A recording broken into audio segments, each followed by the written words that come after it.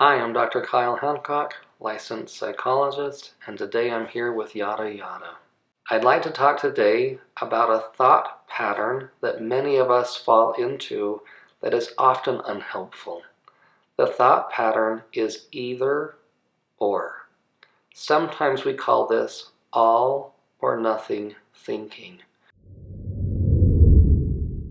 It shows up in our life when we are convinced that we either have choice A, that is very undesirable, or we have choice B, that is also very undesirable. Recently, I talked with a young person who had made a mistake. She was supposed to come home at 5, and instead of coming home at 5, she decided that she would come home much later. When I asked her how she'd come to this conclusion, she said, well, either I go home at 5 and stop having fun with my friend, or I just get in trouble when I get home. Either option isn't very fun, so I just decided to stay with my friend. The challenge with this style of thinking is it usually creates a false sense of one option or another. Quite honestly, the vast majority of our decisions are far more complex. So instead of using an either or, I would advocate using a thought pattern that is both and. In the example of this young lady, it could be that I could go home at 5 and ask my mom and dad if I could stay a little longer. Sometimes it works out, and sometimes it doesn't. However, adopting this idea that I can both go home at 5 and ask for more time creates far more options for me. Another place that I see this showing up is in the more serious application of a person who is telling me, I'm tired of living.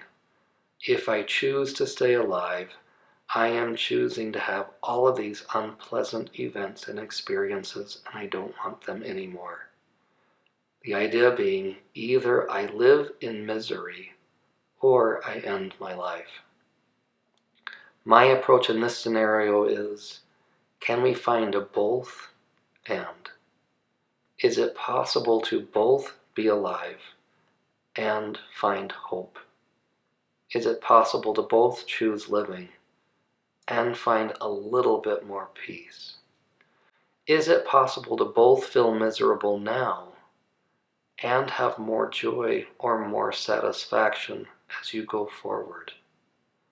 By adjusting from this either or approach and instead adopting this both and approach, it enables us to appreciate more fully the complexities and the benefits of life. We have many, many options when we move from an either or to a both and approach. Sometimes these both ands seem like they don't fit with each other.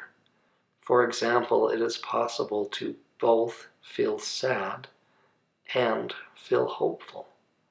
Although it sounds seemingly contradictory, it is quite possible for both of these feelings to exist within us at the same time.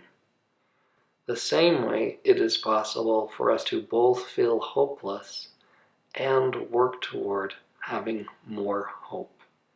By adopting this simple change in thought, we create more opportunity, more confidence, and it enables us to more fully live in a way that supports our pursuit of our values. So if you find your mind going to extremes, to an either or approach, may I recommend that you gently adjust. See if there's a way you can fit the two together. It is both and. I believe what you will discover is far more confidence, far more opportunity, and far more peace.